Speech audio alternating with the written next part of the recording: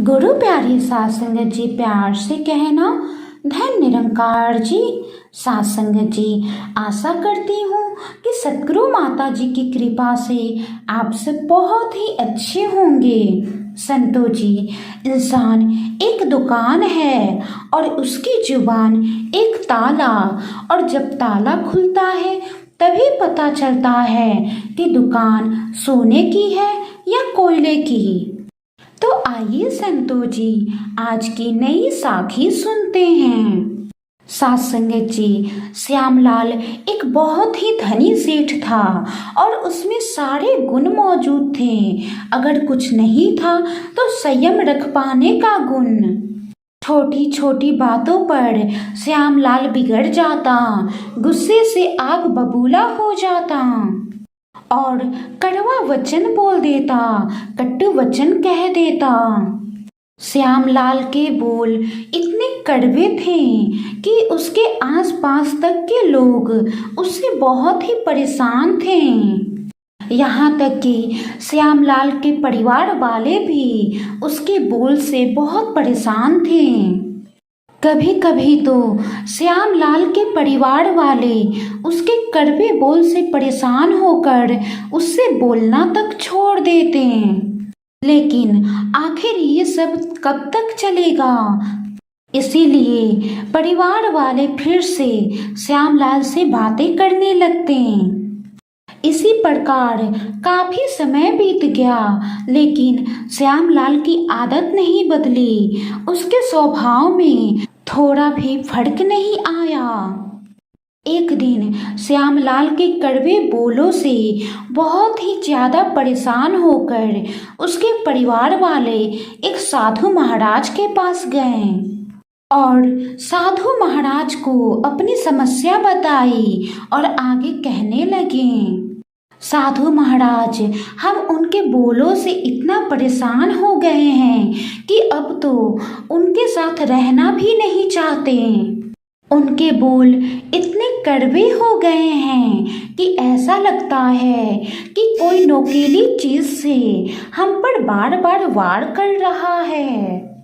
कृपया कोई उपाय बताएं।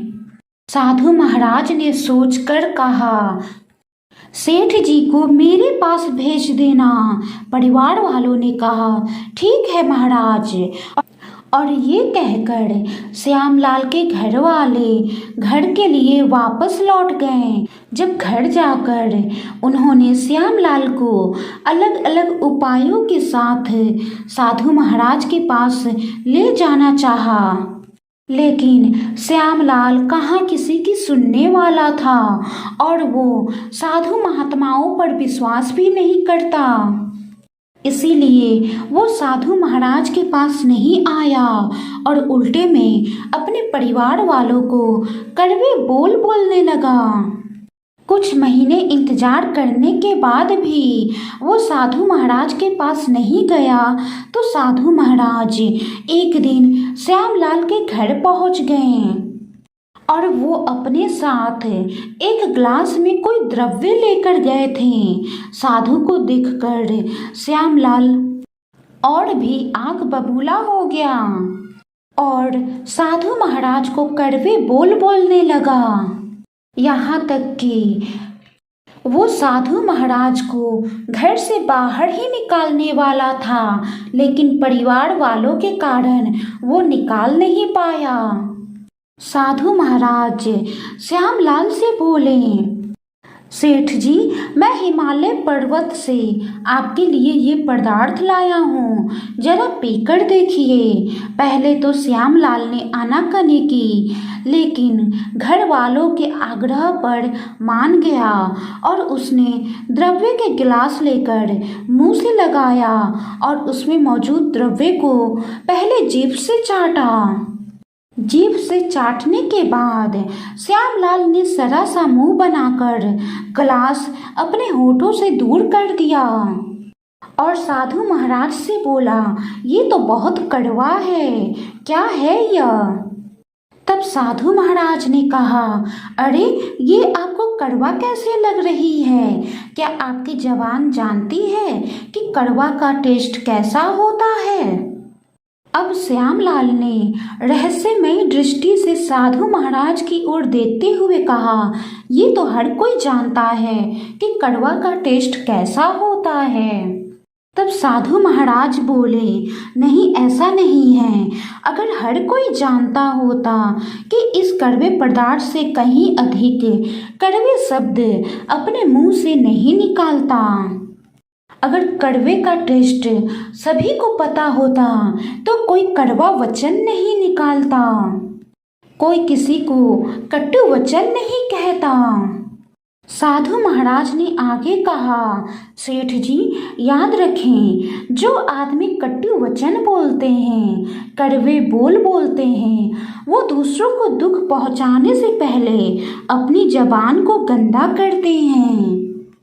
उनके कड़वे बोल से दूसरों को तो बाद में दुख पहुंचता है, सबसे पहले तो उनकी जबान ही गंदी होती है।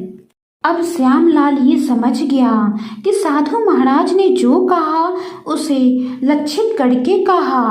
वो तुरंत साधु महाराज के पैरों में गिर पड़ा और सबसे पहले तो श्यामलाल ने साधु महाराज को जो कड़वे बोल बोले थे उसके लिए क्षमा मांगी और फिर कहने लगा, साधु महाराज, आपने मेरी आंखें खोल दी। अब मैं आगे से कभी कटु वचनों का प्रयोग नहीं करूँगा।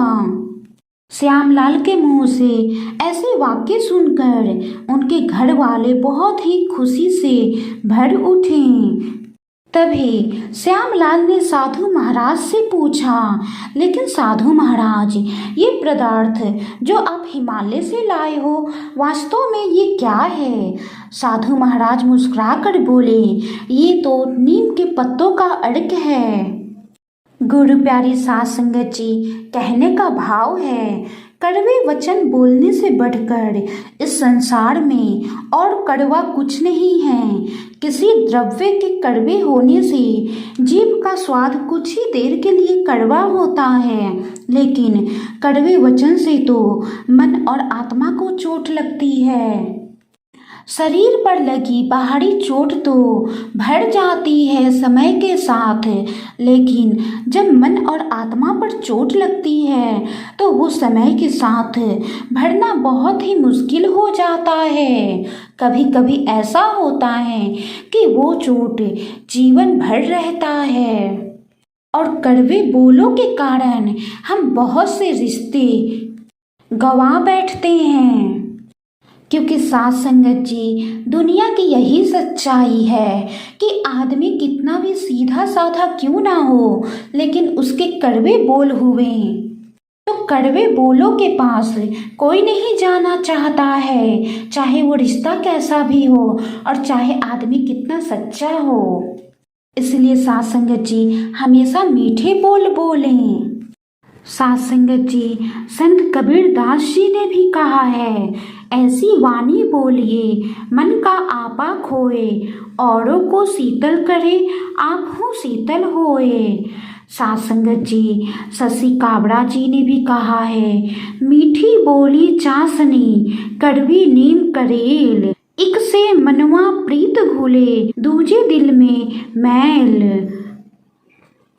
साध संगत जी, संतों महापुरुषों ने भी कहा है, कानों में रस घोलिए मीठा मीठा बोल, सारा जग अपना कहे ना कोई विष घोल। गुरु प्यारे साध संगत जी, शब्द ही खुशी है, शब्द से ही गम, शब्द से ही पीड़ा, शब्द ही मरहम। तो क्यों ना शब्द को सोच विचार कर बोले, मीठे बोल बोल कर सभी के मन में मीठा रस घोलें।